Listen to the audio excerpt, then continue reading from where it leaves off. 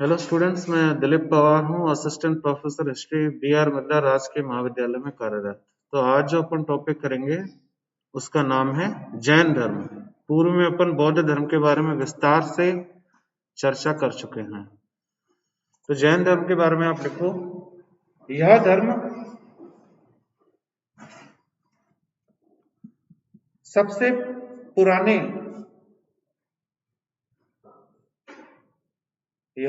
सबसे पुराने धार्मिक दर्शन से संबंधित है। यह धर्म सबसे पुराने धार्मिक दर्शन से संबंधित है।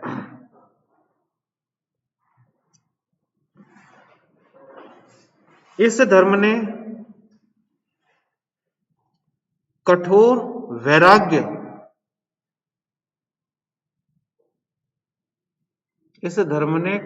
वैराग्य की आवश्यकता बताई। इस धर्म ने कठोर वैराग्य की आवश्यकता बताई। कई सारे राजा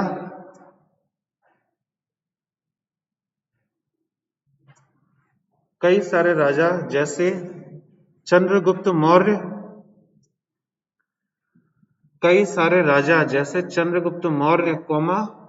खारवेल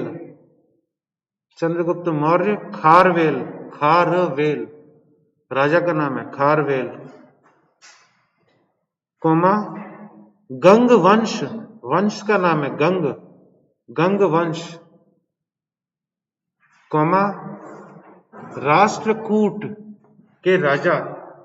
राष्ट्रकूट भी वंश का नाम है, राष्ट्रकूट के राजा, नंद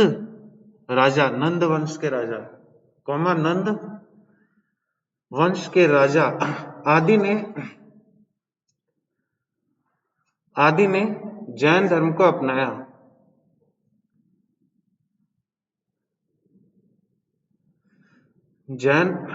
को अपनाया। जैन शब्द का अर्थ है जिना, जैन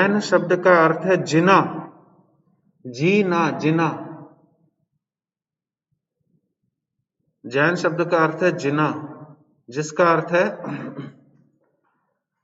तृष्णाओं पर विजय पाने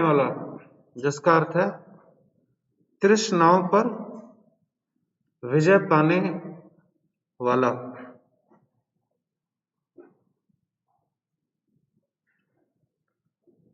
फिर आगे लिखो, जैन धर्म के अनुसार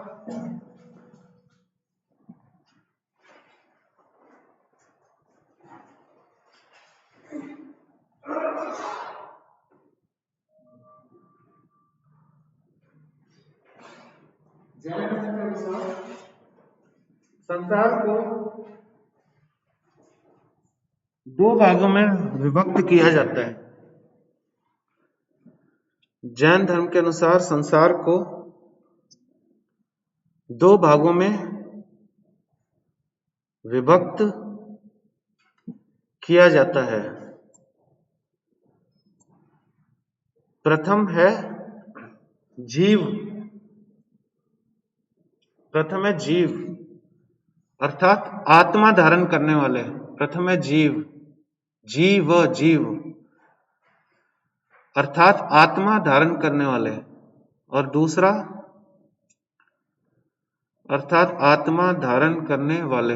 दूसरा अजीव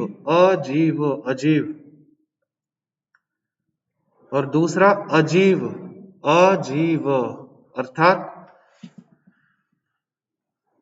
बिना आत्मा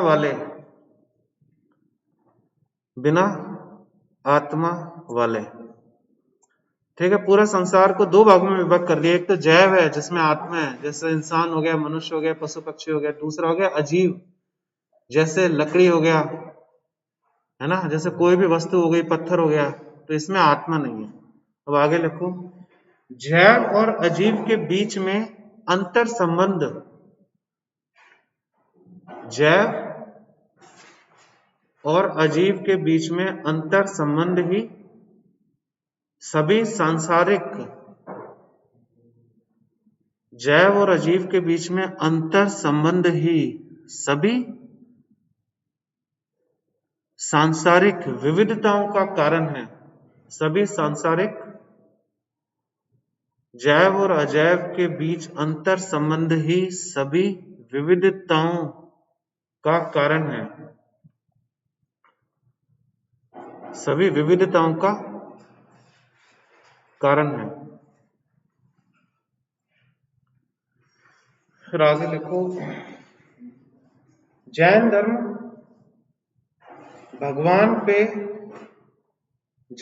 भगवान पे यकीन नहीं रखता था। जैन धर्म भगवान पे यकीन नहीं रखता था।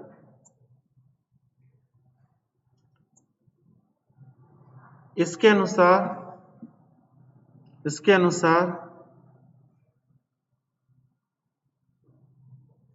अनुसार संसार की कार्य प्रणाली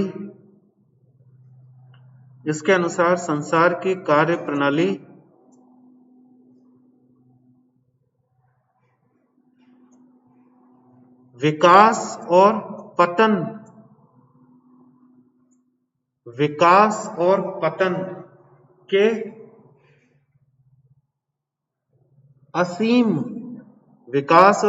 के असीम कानून के आधार पे है। विकास और पतन के असीम कानून के आधार पे है। कानून के आधार पे है। कहने का मतलब ये है कि इस दुनिया की रचना किसी भगवान ने नहीं की है।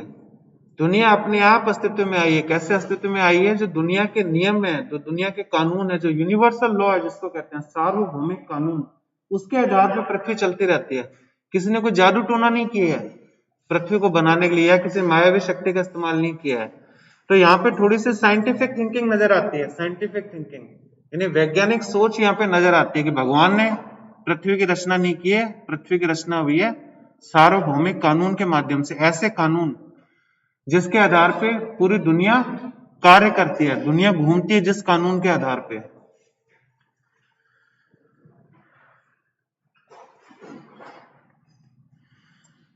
संसार 6 तत्वों से मिलकर बना है। संसार 6 तत्वों से मिलकर बना है। जैसे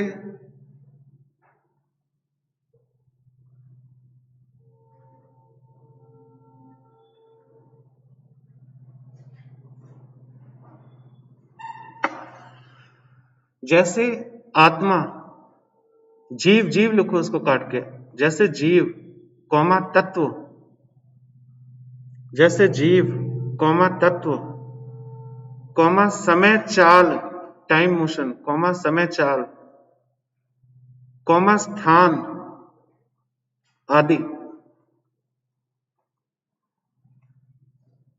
समय चाल कौमा स्थान आदि। यह तत्व पहले से ही विद्यमान रहे हैं। यह तत्व पहले से ही विद्यमान रहे हैं। यह तत्व पहले से ही विद्यमान रहे हैं और इसलिए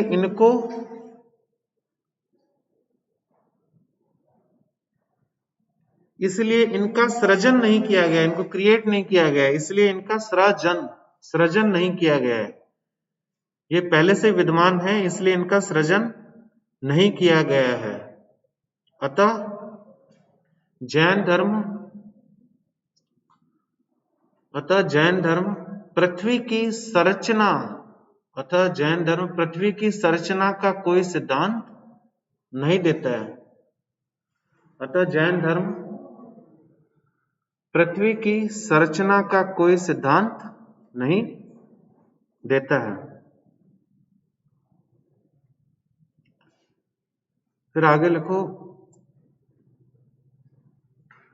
जैन धर्म, ये लिखा दिया रहेगा, जैन धर्म देवता में यकीन नहीं करता है। ठीक है, इसमें आगे लिखो,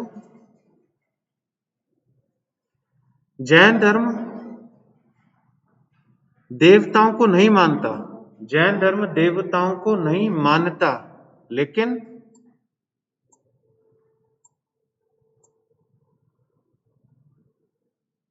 जैन धर्म देवताओं को नहीं मानता, लेकिन सिद्ध जैन पुरुषों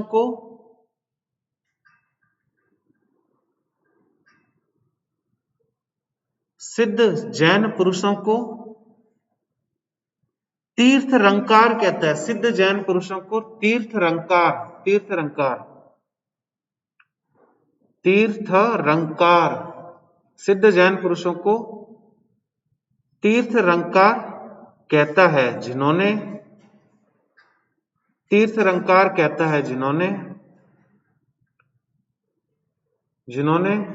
जैन सिद्धांतों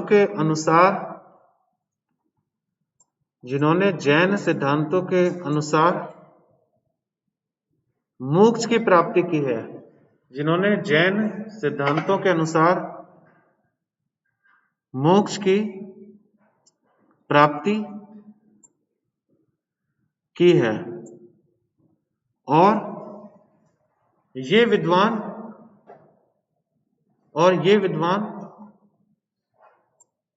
भगवान से भी अधिक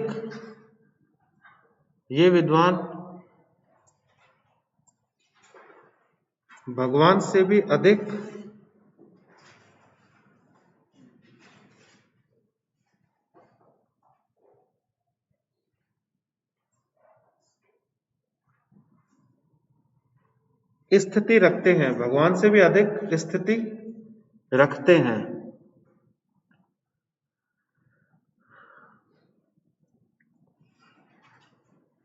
फिर आगे लिखो, जैन धर्म के त्रिरत्न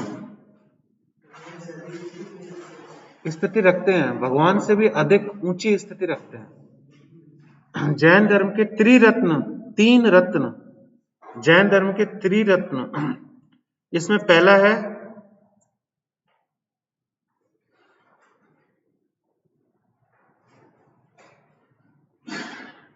सही आस्था,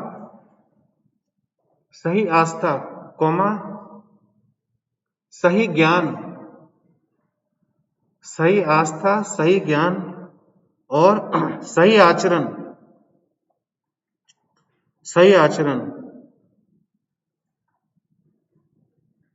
ठीक है।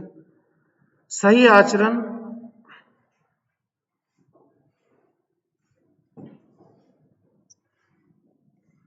आचरण 5 प्रतिज्ञाओं या 5 व्रत या प्रण, 5 प्रण करने पे प्राप्त होता है। सही आचरण 5 व्रत, 5 प्रण करने पे प्राप्त होता है, 5 प्रण करने पे प्राप्त होता है। जैसे अहिंसा,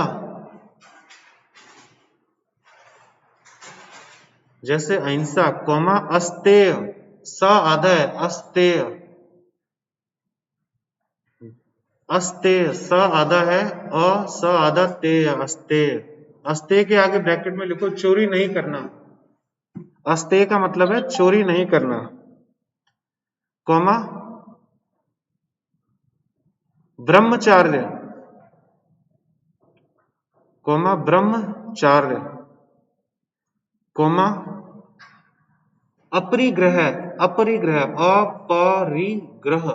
अपरिग्रह, इसके आगे ब्रैकेट में लिखो अपरिग्रह के आगे अपनी तृष्णाओं पे नियंत्रण करना, अपरिग्रह, अपनी तृष्णाओं पर नियंत्रण करना, अपनी तृष्णाओं पर नियंत्रण करना। इसके आगे लिखो यह 5 प्रण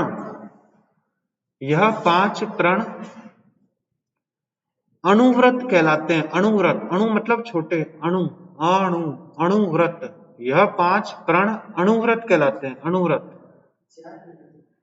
5 है ना, अहिंसा, अस्तेय, ब्रह्मचार्य, अपरिग्रह, चार है, चार है। सत्य, हाँ सत्य, सत्य, पांचवा सत्य है। यह पांच प्रण अणुव्रत कहलाते हैं। अणु, अणु, जिसका अर्थ है, जिसका अर्थ है, जिसका अर्थ है आम जनता, जिसका अर्थ है आम जनता के लिए, आम जनता के लिए प्रण, जिसका अर्थ है आम जनता के लिए प्रण, जिसका अर्थ है आम जनता के लिए प्रण। अतः, अतः सरल होने के कारण, अतः सरल होने के कारण अणुव्रतों को,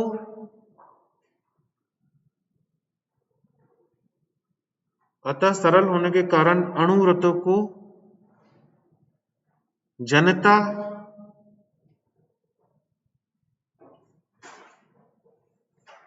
जनता स्वीकार कर सकती है, जनता स्वीकार कर सकती है। सरल होने के कारण अणुव्रत को जनता स्वीकार कर सकती है, लेकिन जैन साधुओं के लिए, लेकिन जैन साधुओं के लिए कठोर, लेकिन जैन साधुओं के लिए कठोर प्रण का प्रावधान है। जैन साधुओं के लिए कठोर प्रण का प्रावधान है, जिसे, जिसे महाव्रत कहा जाता है। ये तो अणुव्रत हो गए लोगों के लिए, और जैन साधुओं के लिए महाव्रत, बड़े व्रत जो कठोर हैं, मुश्किल हैं, जैसे महाव्रत। इसके बाद अब आगे लिखो श्यादवाद, श्याद, श्यादवाद, श आधा है, श्यादवाद। श्यादवाद क्या है? जैन धर्म के अनुसार श्यादवाद, जैन धर्म के अनुसार सत्य के कई पहलू हैं। जैन धर्म के अनुसार सत्य के कई पहलू हैं, और निश्चितता, और निश्चितता, सर्टेनिटी, निश्चितता कोमा अनुमान, निश्चितता कोमा अनुमान संभव नहीं है। निश्चितता कोमा अनुमान, अनुमान प्रेडिक्ट करना, अनुमान करना, अनुमान संभव नहीं है। अतः, अतः सत्य का विश्लेषण कर, अतः सत्य का विश्लेषण कर किसी निर्णय पे पहुंचना, अतः सत्य का विश्लेषण कर किसी निर्णय पे पहुंचना सशर्त है, सशर्त, शर्त के साथ है। सत्य का विश्लेषण कर किसी निर्णय पे पहुंचना सशर्त, सशर्त है, क्योंकि वस्तु की प्रकृति, क्योंकि वस्तु की प्रकृति जटिल है, क्योंकि वस्तु की प्रकृति जटिल है, जिसे समझना आसान नहीं है। क्योंकि वस्तु की प्रकृति जटिल है, जिसे समझना आसान नहीं है। तो श्यादवाद का मतलब क्या है? यहाँ पे एक प्रश्न चिन्ह लगाया है जैन धर्म ने, श्यादवाद, शायद ये, शायद वो। तो कोई निश्चितता नहीं है, किसी एक निर्णय पे आप नहीं पहुंच सकते हो।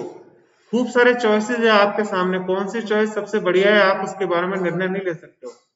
There are many sidedness of reality, यानी वास्तविकता के कई सारे पहलू हैं, आप समझ नहीं पाओगे।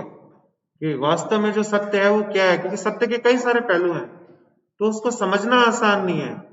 तो सत्य को समझने के लिए आपको मोक्ष की प्राप्ति करनी पड़ेगी। कहने का मतलब ये है, जो वस्तु है उसकी प्रकृति आप समझ ही नहीं पाओगे, क्योंकि वस्तु की जो प्रकृति है वो बहुत जटिल है, कॉम्प्लेक्स है, मुश्किल है, सरल नहीं है।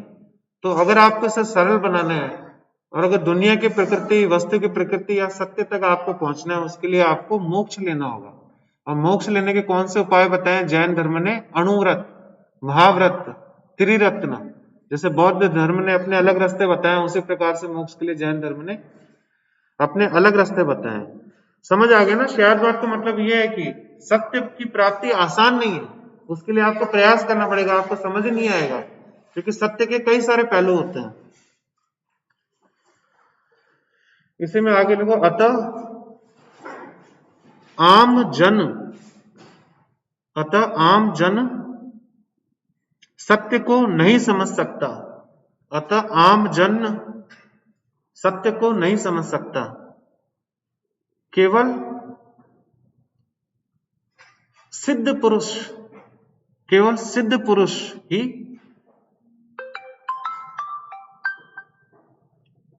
हेलो, हाँ, केवल सिद्ध पुरुष ही सत्य की सही व्याख्या कर सकते हैं। केवल सिद्ध पुरुष ही सत्य की सही व्याख्या कर सकते हैं।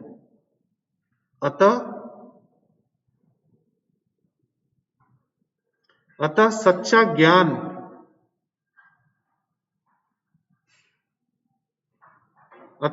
ज्ञान वैराग्य धारण करके ही प्राप्त करना संभव है। अतः सच्चा ज्ञान वैराग्य धारण करके ही प्राप्त करना संभव है। अतः सच्चा ज्ञान वैराग्य धारण करके ही प्राप्त करना संभव है।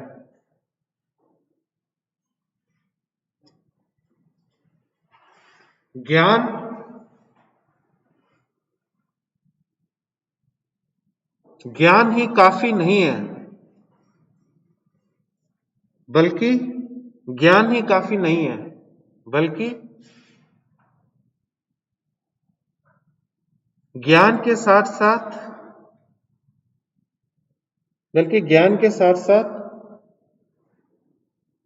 मोक्ष की प्राप्ति अनिवार्य है। ज्ञान के साथ साथ मोक्ष की प्राप्ति अनिवार्य है। ज्ञान के साथ साथ मोक्ष की प्राप्ति अनिवार्य है। कुल मिलाकर उन्होंने यही कहा है। उसी व्यक्ति को सच्चाई समझ आएगी, सत्य समझ आएगा, जिन्होंने जैन धर्म के अनुसार मोक्ष की प्राप्ति की है। वरना दुनिया आपको घुमा के रख देगी, आपको समझ नहीं आएगा कि दुनिया है क्या, उसकी प्रकृति को ही आप नहीं समझ पाओगे। और मोक्ष का मतलब क्या है कि आपको मन की शांति मिलेगी, आपको मानसिक शांति मिलेगी।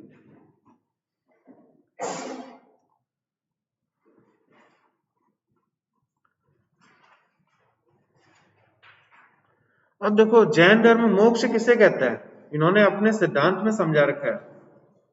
एक व्यक्ति है, जीवित है, जीव है। जीव पे क्या होता है? अजीव नाम के कर्म के तत्व इंसान है, उसकी आत्मा में आके चिपक जाते हैं। अजीव तत्व कर्म के तत्व है। ये तो जीव है, इंसान, वो कैटेगरी अलग है ना, उसमें आत्मा है। अब उसमें क्या होगा? जो अजीव तत्व है, अजीव तत्व को अपन क्या करें? कर्म के तत्व, उस पे कर्म के तत्व आके चिपक जाएंगे, ठीक है, उसके बॉडी पे चिपक जाएंगे, उसकी आत्मा पे चिपक जाएंगे, तब वो जकड़न महसूस करेगा, तब वो बंधन में अपने आप को महसूस करेगा। और जब वह मोक्ष प्राप्ति के पश्चात धीरे धीरे कर्म के तत्व उस शरीर से, उस आत्मा से हटने लगेंगे। और जब कर्म के तत्व पूर्ण रूप से हट जाए उसकी आत्मा से, तब उसको मोक्ष की प्राप्ति हो जाएगी। समझ गए? इंसान जब भी जन्म लेता है वो मायावी दुनिया में फंसा रहता है, दुनियादारी में फंसा रहता है। तो उस जीव के ऊपर जितने भी अजीव के तत्व हैं, कर्म के तत्व हैं, उसकी आत्मा के ऊपर आके चिपक जाते हैं। सभी इंसानों पे चिपके रहते हैं, वो बंधन में अपने आप को महसूस करता है। और जब वह मोक्ष प्राप्ति के द्वारा, जैन सिद्धांतों के अनुपालन के द्वारा उन तत्वों को अपने शरीर से हटा देता है, तो उसकी आत्मा शुद्ध हो जाती है और उसी को मोक्ष कहा गया है। इसमें आप लिखो, मोक्ष प्राप्ति के लिए मोक्ष प्राप्ति के लिए मोक्ष प्राप्ति के लिए अनेक चरण बौद्ध धर्म में बताए गए हैं। मोक्ष प्राप्ति के लिए चरण स्टेजेस, अनेक चरण मोक्ष प्राप्ति के लिए बताए हुए। चरण नंबर 1, बंध चरण में क्या होगा? बंध इसमें क्या होगा? कर्म के तत्व,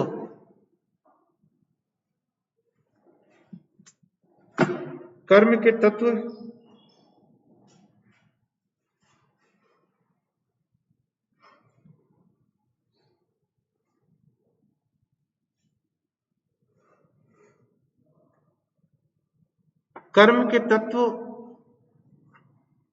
जीव पर आसक्त हो जाएंगे, चिपक जाएंगे। कर्म के तत्व जीव पर आसक्त हो जाएंगे, चिपक जाएंगे।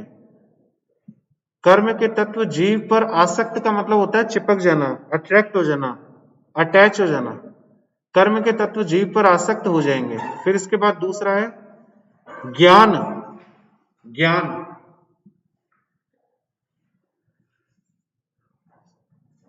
जीव के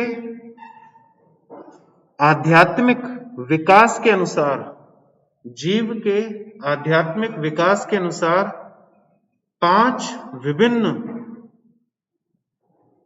जीव के आध्यात्मिक विकास के अनुसार 5 भिन्न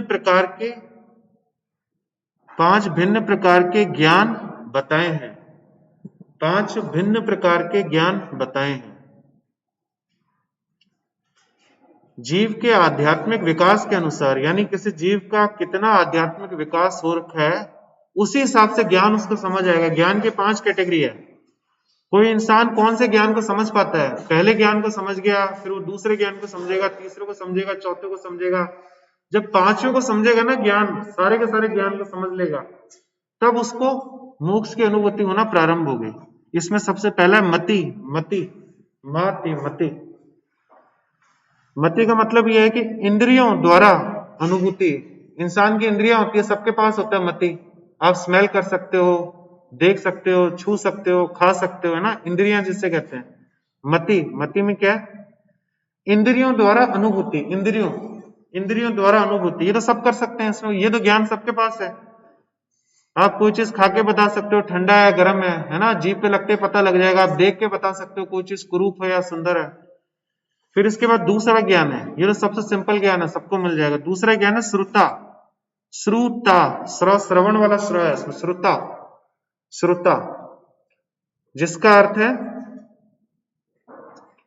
शास्त्रों द्वारा ज्ञान। अब दूसरी नॉलेज कौन ले सकता है? जिसने शास्त्रों का अध्ययन कर रखा है, जिसने वेदों का अध्ययन कर रखा है, जिसने किताबों को पढ़ रखा है। ये सेकंड नंबर का ज्ञान भी लोग ले लेंगे, जिसको श्रुता का है, श्रुता, शास्त्रों द्वारा ज्ञान। फिर तीसरा अवधि।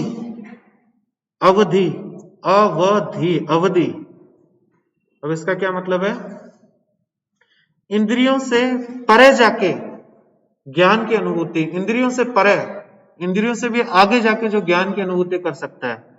अवधि का मतलब है इंद्रियों से परे जाके, परे, beyond, to go beyond your senses. इंद्रियों को अपन अंग्रेजी में सेंसेस कहते हैं, सेंसेस। तो जो इंद्रियों के परे जाके ज्ञान की अनुभूति कर सकता है, उस ज्ञान को अवधि कहते हैं। ठीक है, परे जाके, यानी उससे भी आगे जाके, इंद्रियों से भी 4 कदम आगे जाके वो और अनुभूति कर सकता है, उसको अवधि कहते हैं। इसके बाद अगला है मनः पर्याय।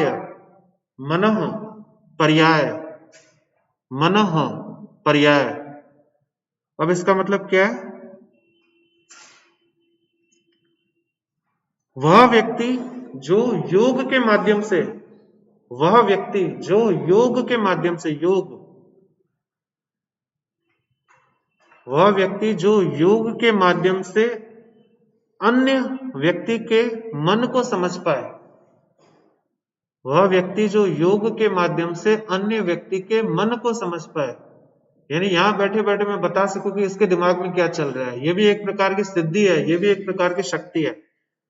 ठीक है, किसी अन्य व्यक्ति के मन को समझ पाए कि अगले के मन में क्या चल रहा है, तो उसको कहा गया मनः पर्याय, किसी और के मन को समझना। और इसके बाद अंत में आता है केवल, केवला, कैवल्य। हाँ, ल आधा है, कैवल्य, कैवल्य, ये अंतिम चरण है। कैवल्य का मतलब है असीम ज्ञान। जब किसी को कैवल्य मिल जाएगा तब उसको मोक्ष की पूरी प्राप्ति हो जाएगी। समझ गए ना, ज्ञान के जो 5 प्रकार है। कैवल्य, क्योंकि महावीर जैन ने कैवल्य को प्राप्त किया है, यानी इनफाइनाइट नॉलेज, असीम ज्ञान। तो 5 चरण बताए हुए, मति सबके पास होगी, श्रुता भी बहुत लोग ले लेंगे पढ़ पुढ़ा के, अवधि भी बहुत लोग ले लेंगे, मनो प्रयाय भी कुछ लोग ले पाएंगे, लेकिन केवल कैवल्य, कैवल्य केवल उनको मिलेगा जिन्होंने वास्तव में पूर्ण रूप से मोक्ष की प्राप्ति कर ली है, जो सिद्ध पुरुष बन चुके हैं। ठीक है, इसके बाद आगे लिखो निर्जरा, निर्जरा, निर्जरा, निर्जरा, निर्जरा, झरता है ना कोई चीज, अपन झाड़ते हैं, निर्जरा। इसके अंतर्गत कर्म के तत्व,